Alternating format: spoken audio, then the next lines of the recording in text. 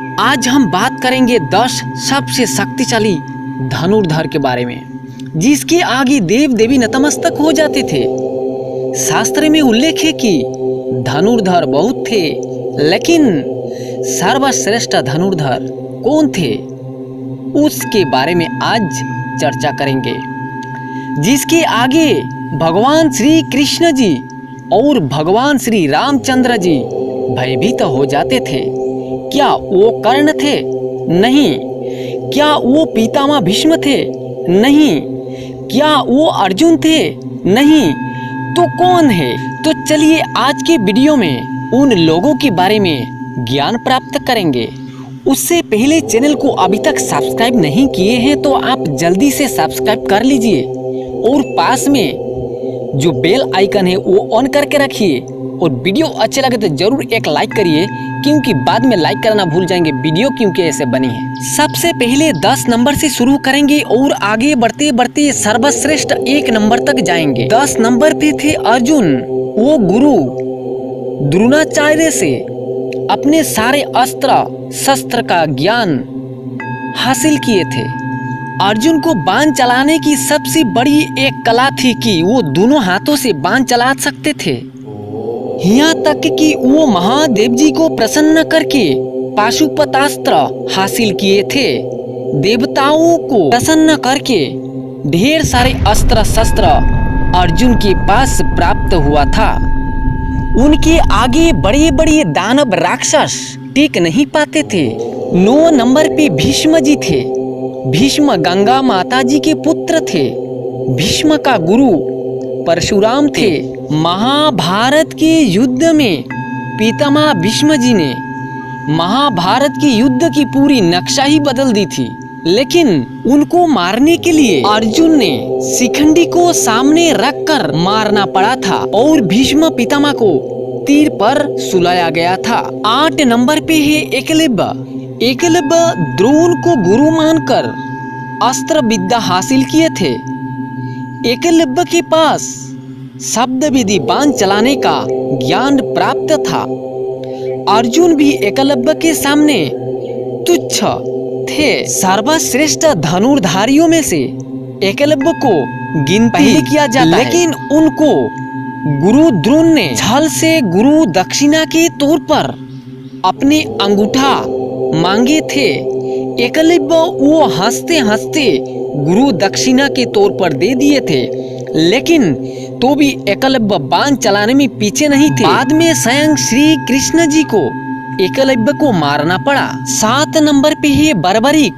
बर्बरिक के पास ऐसे 3 बाण थे जो महाभारत के कुरुक्षेत्र के युद्ध पल भर में समाप्त कर सकते थे, लेकिन भगवान श्री कृष्ण जी ने दान में बर्बरिक के शीश मांग लिए थे। 6 नंबर पे है देखिए मेघनाथ। रावण के पुत्र मेघनाथ अपने वीरता के कारण देवताओं को परास्त करके इंद्र को बंदी बना लिया था। रामायण काल में मेघनाथ राम जी और लक्ष्मण जी को भी एक बार युद्ध में मूर्छित कर दिया था। मानिए मेघनाथ बहुत बड़े एक वीर या धनुर्धर थे। 5 नंबर पे है कर्ण। कर्ण के पास कुंडल और कवच होने के कारण कोई बाण उसे घायल नहीं कर सकता था। इसीलिए युद्ध से पहले देवराज इंद्र ने छल से कर्ण के कुंडल और कवच ले लिए थे। महाभारत के युद्ध में कर्ण ने अर्जुन को मार ही दिए थे, लेकिन भगवान श्री कृष्ण जी ना होते तो बचना मुश्किल था। बाद में कौशल से अर्जुन ने कर्ण को मारे थे। नंबर 4 पे ही लक्ष्मण जी। लक्ष्मण जी की रेखा में इतना ही शक्ति था कि रावण जैसे महावीर से पार नहीं कर सकता था। लक्ष्मण जी ने मेघनाथ का वध किए थे। रामायण काल के युद्ध में एक बार रावण को लक्ष्मण जी ने मूर्छित कर दिए थे, लेकिन विधि का विधान है, रावण को राम जी के यहाँ तो मरना था। नंबर 3 पे है श्री कृष्ण जी। महाभारत के कुरुक्षेत्र के युद्ध करते तो युद्ध की कोई मतलब ही नहीं बचता।